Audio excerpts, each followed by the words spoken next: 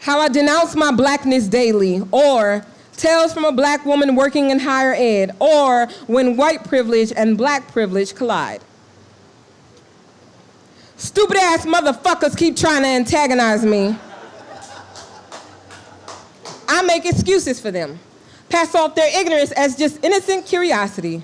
But why they gotta complicate my life? Like me being black and woman and alive ain't enough for me to constantly try to analyze. See, I'm inclined to believe that questions like these don't find them sitting up at night.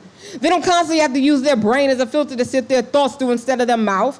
Too often I get choked up on what I should be saying. Why am I in charge of your feelings? Trying so hard not to step on your privilege, I'm just floating by. Placing awkward laughs where the awkward silence used to be, but it ain't shit funny. So, to the white woman who asked me what my bruises look like, presumably in comparison to the color of hers, dare I say I was too taken aback to give you a proper response then, but the fact that you even thought it okay to ask me some shit like that, white privilege. The fact that you only asked and didn't carry out the act to see it, black privilege. See, unlike you, I have to live this. Attempt to navigate the minute space between birth and death. A smile and a tear, one moment and the next my bruises look like the Atlantic Ocean parted open and swallowed 3 million bodies in its belly.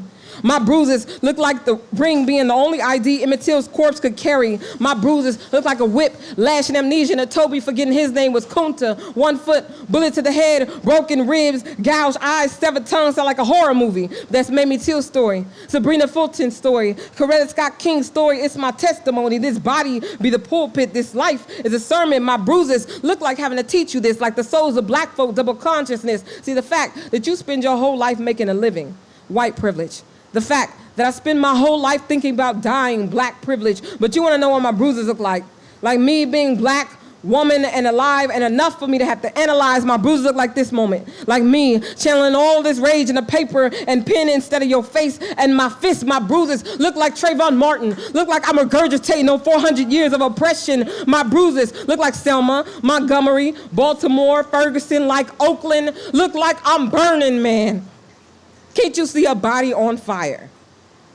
You just stand there with that silly ass grin on your face, dousing more fuel on the flames. This here ain't easy, man. This living is a constant challenge. This blackness is beautiful. It's a shame I can only go to the mirror to see it. The fact that you tell stories about your 3 little children, white privilege.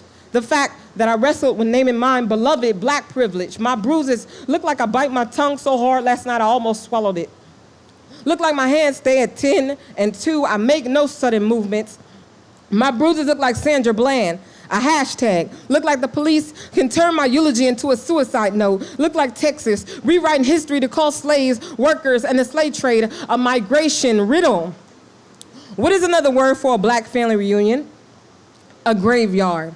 I am always the butt of all jokes. The fact that you have something to laugh about, white privilege. The fact that I got something to smile about, black privilege.